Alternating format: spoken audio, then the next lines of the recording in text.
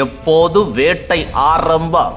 வங்கதேசத்துக்கு தேதி குறித்த பாரதம் களமிறங்கிய ரஷ்யா. வங்கதேசத்தில் நடைபெற்று வரும் அரசியல் கலவரங்கள் அந்நாட்டில் வாழும் சிறுபான்மை இந்துக்களின் வாழ்க்கையை கடும் அச்சுறுத்தலுக்கு உள்ளாக்கியுள்ளது. வீடுகள் தாக்கப்படுதல், கோவில்கள் சேதப்படுத்தப்படுதல், நேரடி உயிர் மிரட்டல்கள் என நிலைமை நாளுக்கு நாள் மோசமடைந்து வருகிறது. இந்த சூழ்நிலையை உலகம் கவனிக்க தொடங்கியுள்ள நிலையில் ஐக்கிய நாடுகள் சபையும் கவலை தெரிவித்துள்ளது. இதனைத் தொடர்ந்து ரஷ்ய தரப்பும் கடுமையான எச்சரிக்கை ஒன்றை விடுத்துள்ளது என்பது கவனிக்கத்தக்கது. வங்கதேசத்தில் தேர்தல் அறிவிக்கப்பட்ட பிறகு குறிப்பாக இந்துக்கள் மீது தாக்குதல்கள் அதிகரித்துள்ளன. இது தற்செயலான வன்முறை அல்ல, திட்டமிட்ட அச்சுறுத்தலாகவே பலர் பார்க்கிறார்கள். இப்படிப்பட்ட ஒரு சூழலில் பிராந்திய சக்தியாகவும் மனித உரிமைகளை பேசும் தேசமாகவும் இருக்கும் இந்தியா தொடர்ந்து மௌனம் காப்பது சரியானதா என்ற கேள்வி எழுகிறது. வங்கதேசத்தில் பாதிக்கப்படும் இந்துக்களை சர்வதேச நாடுகளுடன் இணைந்து பாதுகாப்பாக மீட்டெடுக்க நடவடிக்கைகளை மேற்கொண்டுள்ளது.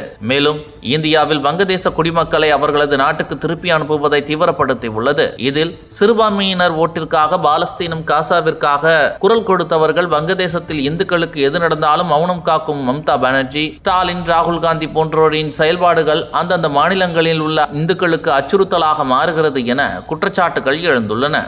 வங்கதேச விவகாரம் இது தேசிய பாதுகாப்பும் மனிதாபிமானமும் தொடர்புடைய விஷயம். ரஷ்ய தூதர் கூறிய 1971 பாகிஸ்தானை பிளந்து வங்கதேசம் உருவானதை மறக்கக்கூடாது என்று ஒரே வரி வெளிப்படையாக வரலாற்றை நினைவூட்டுவது போல தோன்றினாலும் அதன் உள்ளார்ந்த அரசியல் அர்த்தம் மிகவும் ஆழமானது. இது போரை தூண்டும் மிரட்டல் அல்ல, ஆனால் சர்வதேச அரசியலில் வழக்கமாக பயன்படுத்தப்படும் ஒரு கூர்மையான எச்சரிக்கை சைகை. ரஷ்யா நேரடியாக மிரட்டும் மொழியை அரிதாகவே பயன்படுத்தும் நாடு. அதற்கு பதிலாக கடந்த கால நிகழ்வுகளை நினைவூட்டி தற்போதைய சூழ்நிலைக்கு பொருந்தும் மறைமுக செய்தியை அனுப்புவது அதன் பாணி. இதேபோல்தான் 1971 நினைவூட்டியுள்ளது. மனிதாபிமான காரணங்களுக்காக ஒரு நாட்டின் உள் விவகாரத்தில் தலையிட்டு வரலாற்றின் போக்கையே மாற்றிய சக்தியாக இந்தியா இருந்தது என்பதை உலகத்துக்கு மீண்டும் கூறியுள்ளது. இந்த எச்சரிக்கையின் முதன்மை இலக்கு வங்கதேசமே. அங்கு சிறுபான்மை இந்துக்கள் மீது தொடரும் தாக்குதல்கள், அரசியல் குழப்பத்தை பயன்படுத்தி நடைபெறும் மனித உரிமை மீறல்கள் தென்னாசியாவின் நிலைத்தன்மைக்கு நேரடியாக ஆபத்தை உருவாக்குகின்றன.